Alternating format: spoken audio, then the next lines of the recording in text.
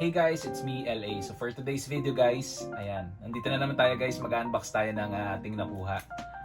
So ito pa lang, alam nyo na kung ano yung nakuha natin. At syempre, mag-check nyo na yung harapan, kung ano yung itsura. So wag na natin patagalin guys. So ito yung Lilios na Cool, yung pangalan. So yan, makikita nyo guys sa kanyang hawak ay may nakalagay na Cool.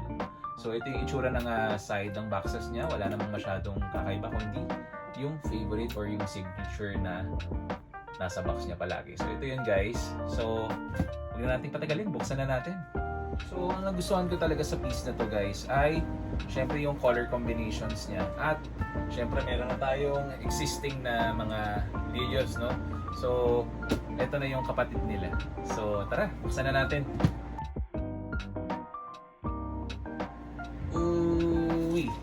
Unang bubungad sa inyo pagka binuksan nyo yung foam. Syempre yung card. Ayan na siya. Ito yung itsura ng card niya guys. So kung ano yung nasa box usually, yun din yung drawing dito sa card, no? So ito ang pangalan niya ay Cool, no? So yan, yan siya. So check na natin. Ito siya guys, pag binuksan nyo. Ang ganda ng color combination nito dahil parang teal and orange, no? Tama ba? So, ang una nating aalamin dyan, yung number. So, anong hula ninyo?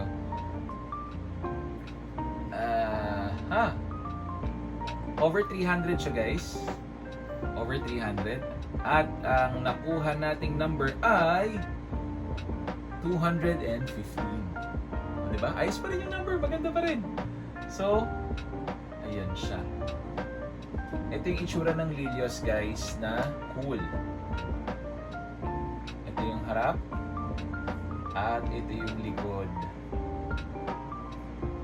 So napakasimple lang niyang, wala na siyang masyadong accessories. Napakasimple niya lang, no?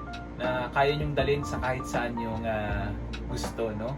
So ang ingatan niyo lang guys, ito, yan yung number niya na madumihan or matanggal. Syempre yan yung signature ni Lilios, laging numbered pagdating sa mga ganitong figures.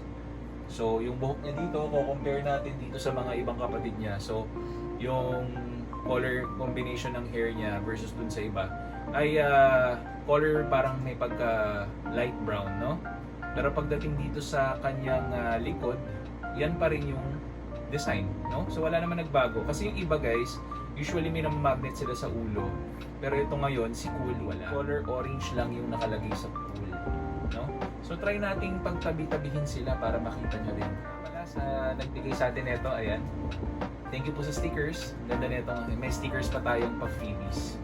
Ayan. Ito yan. Thank you sa sponsors na. Sa sponsors. So, ito guys. Ayan. Makikita nyo yung puti. Ito yung white niya, si Rich. Ito si Cool, si Rich. Yan. Susunod magkakaroon na tayo ng comparison video pag dumating ng isang kapatid nila.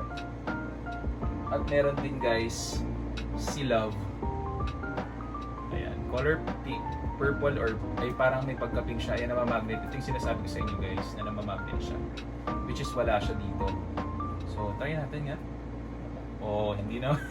Dito lang talaga yan. Dito lang nila nilagyan ng magnet. So yung pinaka-last natin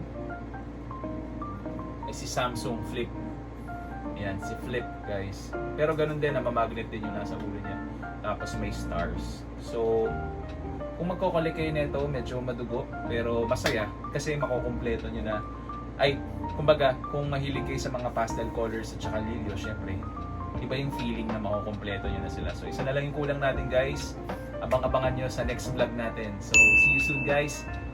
Bye-bye! Yung! Luka.